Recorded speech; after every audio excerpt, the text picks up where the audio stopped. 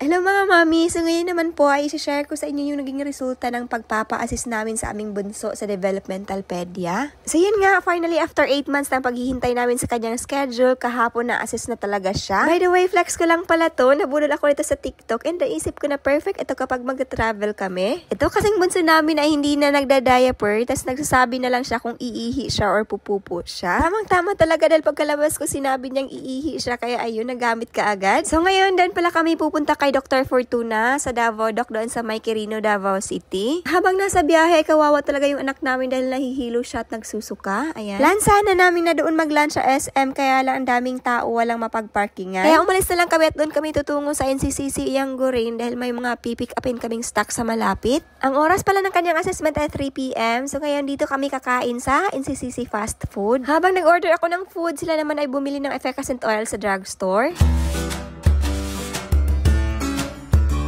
Buti na lang talaga kumain pa din siya kahit masama pa yung pakiramdam niya. And then sinabi niya na gusto niya ng toy, kaya pumunta kami dito sa nagbebenta ng toys at pinapili ko siya. So ayan yung napili niya at buti naman mumurahin lang. Pagkatapos namin doon ay pumunta naman kami dito dahil kukunin na ni husband yung mga in-order niyang stocks doon sa aming supplier. Nag-taxi na lang pala kami papuntang Davao Doc dahil hindi namin kabisado doon, baka mahirapan kami mag-parking.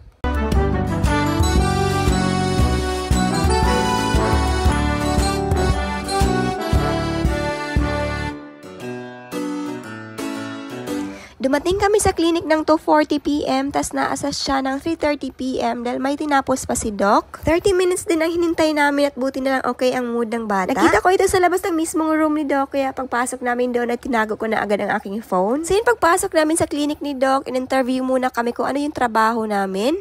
And then, binati niya si Pins, and then pinabless niya, and then nag-high five sila. Tinawag ni Doc yung anak ko, and then lumingon naman, tumingin sa kanya, and then, sinabi niya, sino to? So, tinuro niya si husband, and then sabi ng anak ko, tatay, and then ako naman, sabi ng anak ko, nanay, and then, sinabi ni Doc, ikaw, sino ka? Sabi niya, Pinpin. Oh. And then, binigyan ni Doc na matasking bata, from simple puzzle to medyo complex, and buti na lang nagawa niya. Tinatanong siya ng colors, pinapasort ng colors, and then, pinapagamit siya ng gunting. And buti na lang marunong nang gumamit ng gunting yung anak ko. Pinapafold siya ng paper, pinapasulat ng lines, ng circle. Ang hindi niya na-perform ng maayos ay yung beads lacing dahil marunong siyang tumuhog, kaya lang pagkatapos ay hinihila niya yung lace kaya lalabas yung beads. So pagkatapos ng assessment, so ito yung present developmental profile niya. Ang gross and fine motor skills, personal social skills, problem solving ay nasa 2 years and 2 months, which is sabi ni Doc, not bad dahil yung edad niya ngayon ay 2 years and 6 months. Ang mababa lang talaga sa kanya ay yung language, which is 20 to 24 months, so 2 years old. Ang diagnosis pa sa kanya ay developmental language delay with manipulative behavior.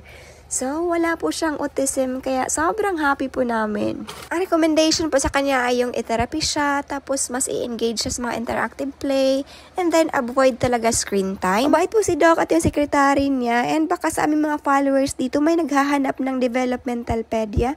So, pwede niyo po akong i-PM para ibigay ko po yung contact nila. Yun ang muna. Thank you for watching. Bye-bye!